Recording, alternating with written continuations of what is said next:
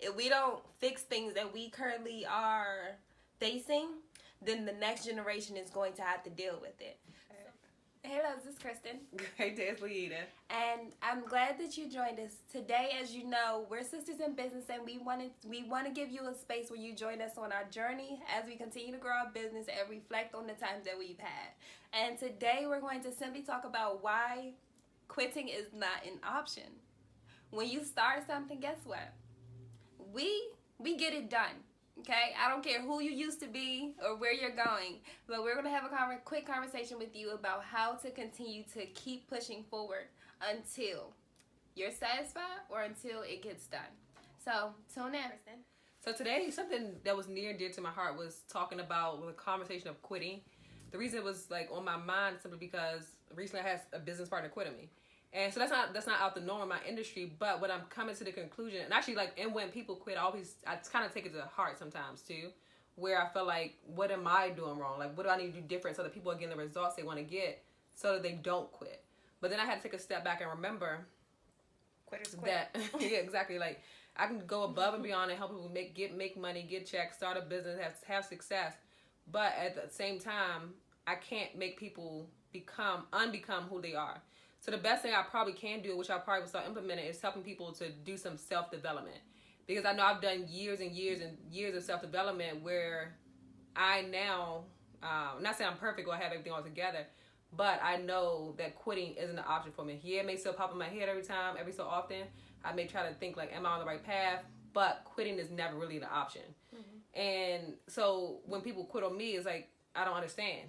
But I have to go back to the person I used to be where quitting I don't think I necessarily quit on things, but I wouldn't see things through. Like, even like recently.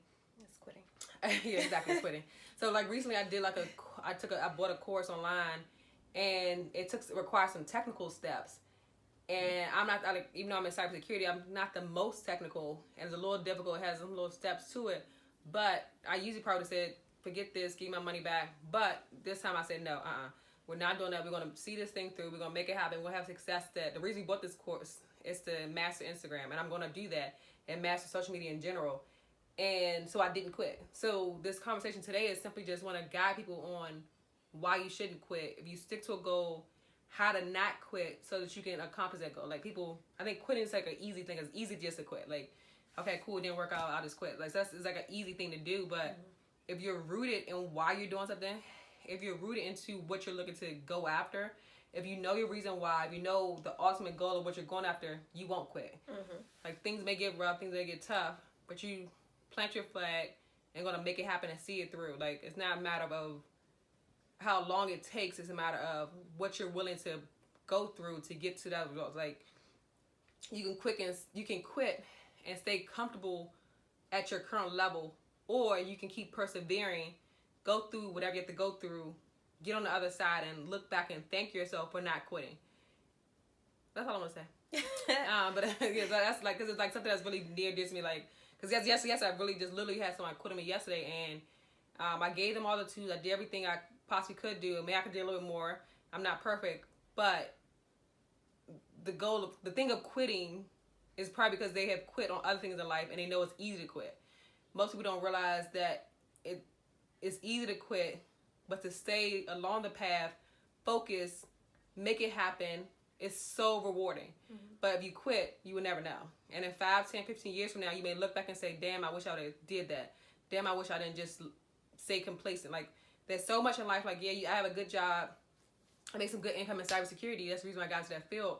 But there's so much more to life. Like, there's so much traveling I want to do. There's so much things I want to, like, the places I want to visit. Like, once quarantine's over, like, I have some place I want to go.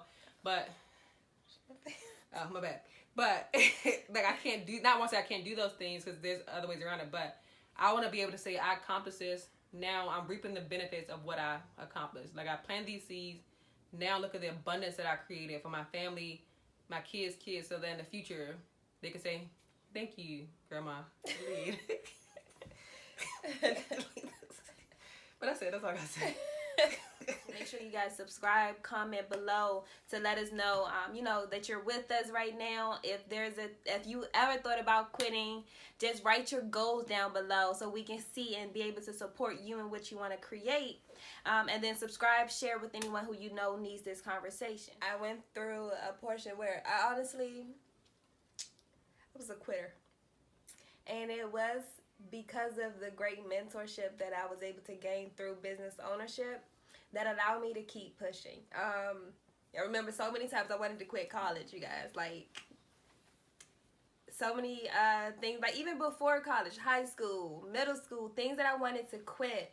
And the environment that I was in, they encouraged, like not necessarily encouraged it, but some of the things, they were just like, all right, cool, let's try something else.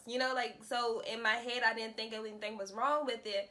But I got to a point in college where I was like literally like one semester away, and I just like, all right, like forget it, I'm done. Let me just go as an entrepreneur full time. But my mentor like had a conversation like, look, if you quit this, you're going to continue the momentum towards being a quitter. Or you can just see this through, finish it well, and create a new momentum for the rest of your life. And to me, that hit home because as I look back now, it also involves the idea that I strongly believe in, is that if we don't fix things that we currently are facing, then the next generation is going to have to deal with it. So, like Leada said, like we run into business partners who want to do the business. They're excited in the beginning. However, life gets in the way. You have people who tell them they shouldn't be doing it. You have people who won't support them. And that happens to all of us. Verizon, Sprint, T-Mobile, they share customers. They don't have all the customers, but yet they're all billion-dollar businesses. So you don't have to have everyone on your team for you to be successful in business, but you have to build up enough mental toughness, a mental strength, mental tenacity to be able to say, okay, no matter who or what I go through, I'm going to figure it out because I said that this is what I want. Now, in times, there are situations where you may have to adjust your way of doing things. Like I had to adjust the conversations and how I was conversing with people about business. I had to adjust some of my morals to make sure that they were up to date with the times that we're in, as well as you grow spiritually, you actually learn new things in which should be in alignment with you. So you make those adjustments, but at the end of the day, you keep going, you keep persevering, and you keep in motion towards what you said you were going to do. So an action step that I believe that will be extremely helpful for you in the development process is to cultivate your mind as if it's a garden. So part of what I like to do is I'm heavy on meditation, and because meditation gives you a space to kind of get not necessarily an outside look on things, but just a different perspective on who you are and why you are who you are. So if you imagine your mind as a garden, right? In a garden, when you're a farmer, when you're a planter, when you're a gardener, you are to make sure that your soil is good, right? You make sure your soil is good. Imagine your soil being your brain. Now, after your soil is good, now you have to figure out what you're going to plant in your garden.